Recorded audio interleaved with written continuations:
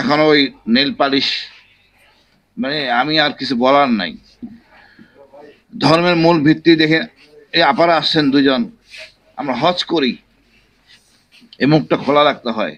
মহান আল্লাহ কত সুন্দর করে বলছেন হিজাব পরার ব্যাপারে, আমরা সেটা না নিয়ে এতটা কট্টর হই, যার জন্য আমরা বিশাল একটা জনগোষ্ঠী, যে আমরা মহিলা, এদেরকে আমরা আনতে পারতেছি না আমাদের মূল স্ট্রিমে।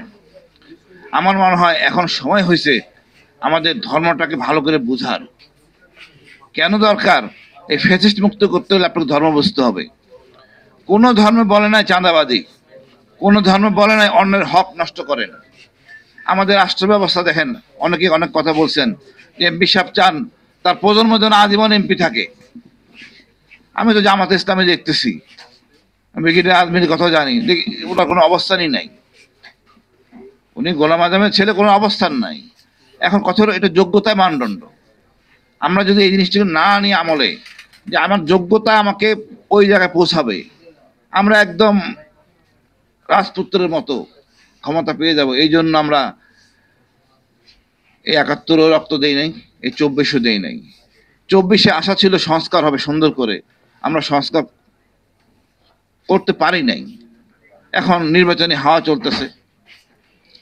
আমরা একটা জিনিস বুঝে আসে না, আমাদের সংবিধানের মধ্যে বা রাষ্ট্র ব্যবস্থার মধ্যে এমন কিছু সমস্যা রয়ে গেছে, এটা আমাদের সংস্কার দরকার। সকল ক্ষমতা প্রধানমন্ত্রীর হাতে, এটা নিয়ে কেউ কথা বলতেছি না। উনার ইশারা ছাড়া কোনো কাজ হবে না, এটা তো ভুল। এই পাহাড়ের সমস্যা দেখতেছেন, কেন? পাহাড়ের সমস্যাটা তো এত কঠিন হওয়ার কথা না। মানুষকে মানুষ মনে করি, আমরা নিজেদের ক্ষমতাটা দিয়ে দিই। ইভেন আমি আমাদের ক্যান্টনমেন্টে আমাদের ডিওএইচএস এ প্লট দেওয়া, এই প্লট দেওয়া হবে কি দেওয়া হবে না, কেন বাড়ি করেন না, এই অনুমতিটা প্রধানমন্ত্রীর লাগবে কেন? সব কিছুতে প্রধানমন্ত্রী থাকতে হবে কেন? তো এত মন্ত্রীর দরকারটা কি? আমরাই যথেষ্ট। তা আমার মনে হয় একটা মানদণ্ড করা উচিত রাজনীতির জন্য, কারা রাজনীতিবিদ হওয়ার যোগ্যতা রাখেন, এই একটা ব্যাপারে। যে শুনতে খারাপ দেখা যায়, বাট কিছু করার নাই। এবং এই যে আমরা তো এখানে দেখছি লগি বইটা মানে তাণ্ডব, এটা সভ্য দেশে চলে? চলে না। তো ফ্যাসিস্ট মুক্ত হলে আপনাকে একটা এমন কাঠামো সৃষ্টি করতে, আপনি সবাই মানে কেউই আইনের ঊর্ধ্বে থাকবে না, সবাইকে আইনের আস্তে আসতে হবে। হাসিনা ১৬টা বছর ছিল, এই আমলারা ছিলেন, জেনারেলরা ছিলেন, কোনো একটা ব্যক্তি পদত্যাগ করেন নাই, প্রতিবাদ করেন নাই, তাহলে আপনার ফ্যাসিস্টের সহযোগী। এখন যদি হাসিনার বিচার হয়, ওই সহযোগীদের বিচার হবে না কেন? আমি জাতীয় পার্টির ব্যান করার জন্য লাভজাপ দিচ্ছি, আসলে সবাই তো সহযোগী। সে সকল সচিব, সকল সকল ব্যক্তি যারা প্রতিবাদ করেন নাই, আমরা কোন পর্যায়ে গেলে একটা নিরীহ নিজের ক্ষমতা দীর্ঘায়িত করতে আমরা জঙ্গি নাটক করতাম। তা আমার মনে হয় আমরা একটু কঠোর হইতে হবে, ফরদ মাদার ভাই।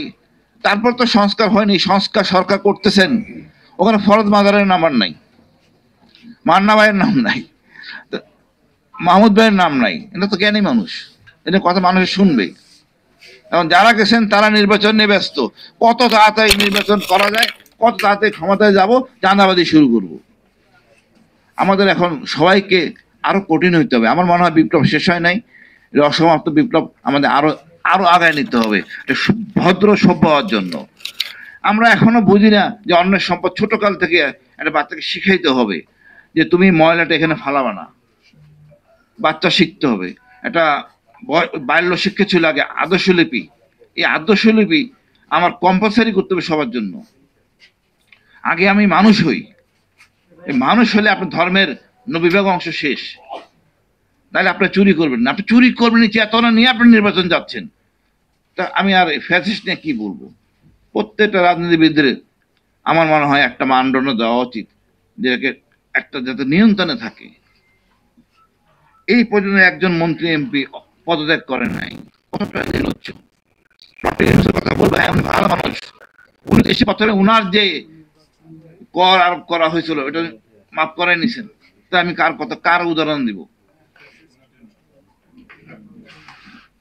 উনি উনার প্রতিষ্ঠানের জন্য করেন বল ভাই, ইনে বিনে বইলা কোনো লাভ নাই। এই নির্বাচন কমিশনের কথা বলতেছেন, এখানে সব আমলা। কেন আমলা থাকবে? ভালো ছাত্র প্রথমে যায় ইঞ্জিনিয়ার ডাক্তার, কেন ডাক্তার ইঞ্জিনিয়ার থাকবে না? আজকে ডিসিরা কারা? সব আমলা। এই আমলায় আমলা অন্য আমলার প্রতি আনুগত্য থাকে, ওনার ইশারায় কাজ করে। আজকে ডিসি থাকুক ওখানে, এখানে যদি নির্বাচন কমিশনে ইঞ্জিনিয়ার থাকে তাহলে সে তার কথা শুনবে না, যার যার মতো কাজ করবে। আমরা ইচ্ছা করে সংশোধন করতে যাচ্ছি না, তাহলে আমরা কি করার আছে? আমরা চাচ্ছি, আমরা তো পারি এই যে গাড়ি বাড়ি ডিউটি ফ্রি গাড়ি এটা বন্ধ করে দেই, আমরা উন্নয়নে এমপি থাকবে না, আমরা তাহলে রাজুকে প্লট দিব না, তাহলে দেখেন লোক, তখন লোক খুঁজে পাওয়া যাবে না। তা আমরা চাচ্ছি না সংস্কার হইতে। আমরা একটু বলিষ্ঠভাবে বলবো, কঠোরভাবে বলবো, এই রাজনীতিবিদদের সুবিধা কন্ট্রোল করেন। এরা সেবা করতে আইছেন, এদের কোনো সুযোগ সুবিধা দেওয়া হবে না। জামাতে ইসলামী আমির সাহেব এটা বলছেন, এই বিষয়টা খুব একটা যুগোপযোগী একটা সিদ্ধান্ত। এই গাড়ি বাড়ি পাবে না, এটাই হওয়া উচিত। এটাকে একটা কমার্শিয়াল স্পেস করা হয়েছে, আমরা এটা চাই না। আমরা দেশের কাম সকল জনগণকে বাঁচতে চাই। আমার প্রতিবেশী ভালো থাকলে আমি ভালো থাকবো, সুতরাং আমার বস্তিবাসী বস্তিবাসী থাকবে না, সে আমার বন্ধু। আমরা এক কাতারে নামাজ পড়ে এক কাতারে থাকবো, সবাইকে নিয়ে আমরা দেশটা আগে নিয়ে যাব। আর একটু ভালো করে ভারতকে চিনবো, যেটা আমার ছাত্ররা বলছেন। আমাদের ভারতের আধিপত্যমুক্ত বাংলাদেশ, খুব কম রাজনীতিবিদ আছেন যারা এটা বলতে ভয় করেন। আমি মনে করি এই জিনিসটা ধারণ করেন, ভারতকে চিনেন। ভারত হলো এমন একটা দেশ, আমাদের বড় শত্রু, এবং তারপরে হলো আওয়ামী লীগ, তারপরে হলো সহযোগী, জাতীয় পার্টি বলেন, সবাই বলেন। আমি মনে করি আমরা দেশটাকে সুন্দরভাবে সুন্দর জায়গায় নিয়ে যাই। এত রক্ত দিয়েছি আমরা, এখন আর পিছিয়ে ফিরে থাকতে চাই না। আমরা নতুন করে নির্বাচন দেখতে চাই, দরকার হলে পিআর। কেন পিআরের কথা বলতে যাচ্ছি?